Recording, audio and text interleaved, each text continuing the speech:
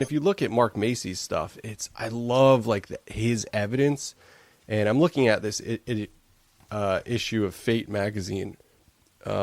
This is from February of 1997. It's got the Philadelphia experiment on the cover, but it's got this article in here called "Use Your Computer to Talk with the Dead." I believe I've talked about this a little bit before on the show. But I'm going to post some of these images on here because there's this whole group, INIT, that was working out of Germany, and Mark Macy was working with them. And it was these people receiving all of these images and radio transmissions, voicemails. Allegedly Konstantin Radeva was contacting them through voicemail. But these images that they were getting on these cathode TV sets, and images that were populating computers that weren't connected to the internet, they're so beautiful, and it kind of reminds me of some of the early internet art that we were talking to Joseph Metheny about in our last episode. Yeah. There's this early internet art piece that focuses around Mouche, which is a character from a Robert Bresson film. And I kind of forgot to ask him about this, but I was reminded of it. And it's interesting because some of these images that are evidence in Mark Macy's group, they kind of look reminiscent of this Mouche early internet art piece, like the face of this young girl, who's apparently Anne de Guin, which came through on a computer scanning device in 1993. It's really interesting stuff. And I was listening to all these interviews with Mark Macy today. And it goes into the territory of like a spirit group, sort of seeding information, like technological information, but also like guiding them, which also is super reminiscent of the skull experiment, right? Like these spirit guides kind of helping along the process. It certainly reminds of George Hunt Williamson's stuff as well. There's a radio telemetry with aliens. But then weird slip.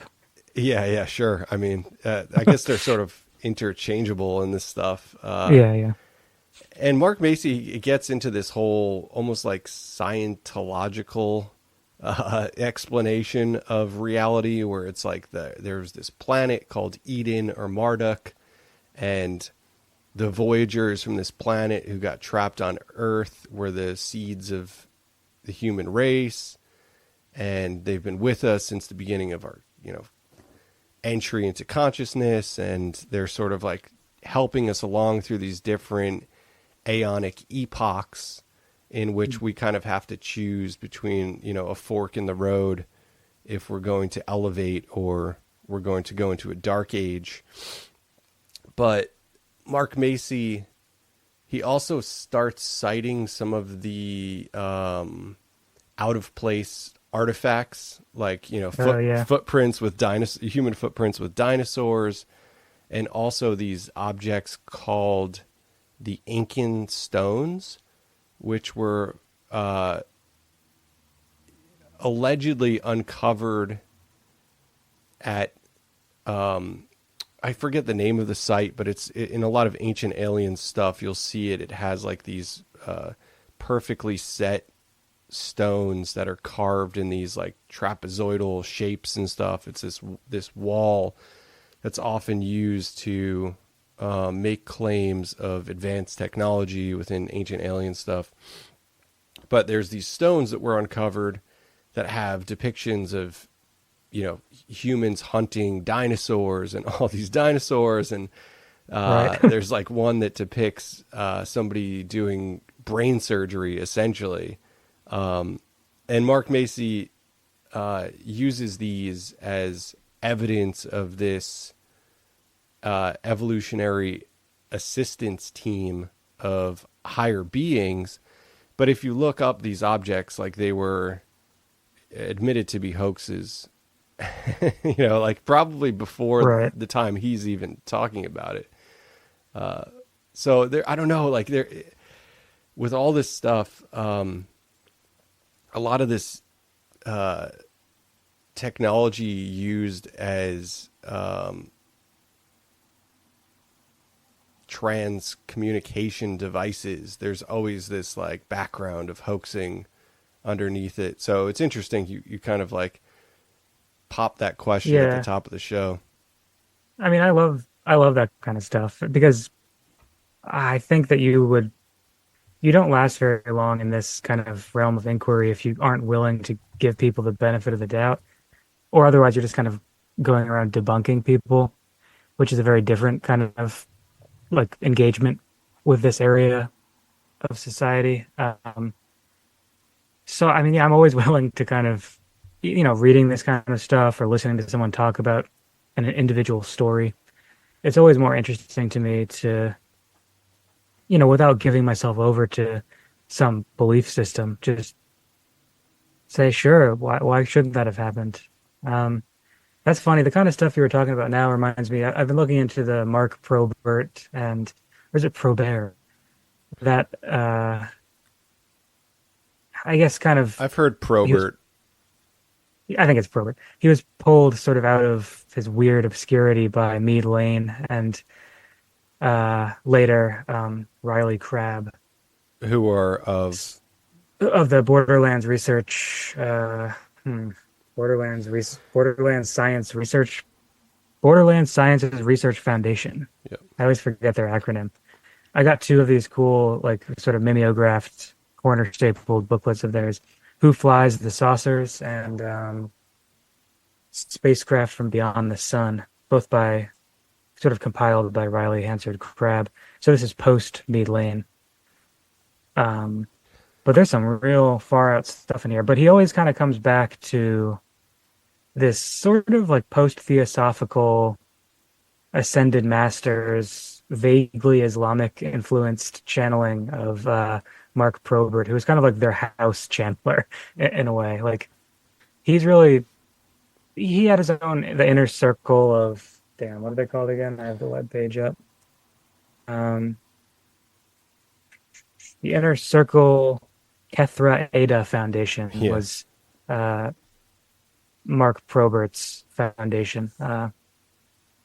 But he died in 69. So, you know, for quite a while after, they're still using his work almost in a way like a failed sort of theosophical modeled thing because it never really took off.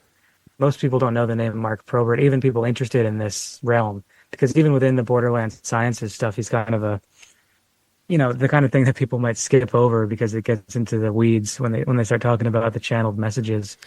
But, he played this huge role in like the Ethership Mm-hmm. Mm-hmm. mythology that they kind of screwed together. Absolutely. I I, love that stuff. I do too, and that's super early stuff that you're talking Oh about. yeah, There's the Mead Lane book that compiles that, and I don't remember the title of it right now.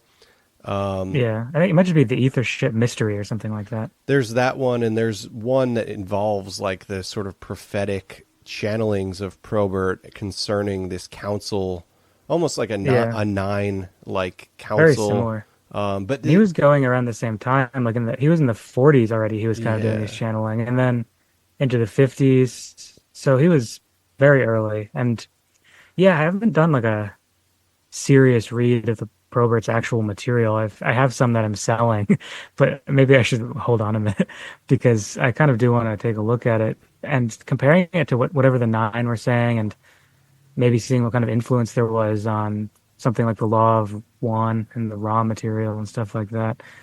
I'm sure that there's kind of a through line uh, back through all of that. It's funny, you just kind of keep finding these channelers it as sort of gets like these weirder roots. too. Like the Probert stuff. What I know about it and the Mead Lane stuff, it conjures far more beautiful, imaginative imagery than the nine stuff. You have like Yeah, descriptions of the ships being very like like a kind of high sci-fi describing Right. things that are both physical and conscious at the same time, you know, and the idea of like the Etherships, it gets wrapped into the Soulcraft thing, but it also is akin to the Robert Temple plasmoidal stuff that we were talking about, and the Trevor James Constable plasmoidal UFO stuff as well. Check out patreon.com/consensusunreality. For just $5 a month, you can access our full episode archive, 5 years worth, that's only hosted there. Regular exclusive episodes, which are ongoing and exclusively hosted at patreon.com/consensusunreality.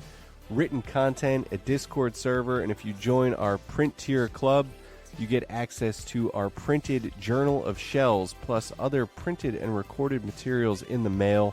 That's really cool, so check that out.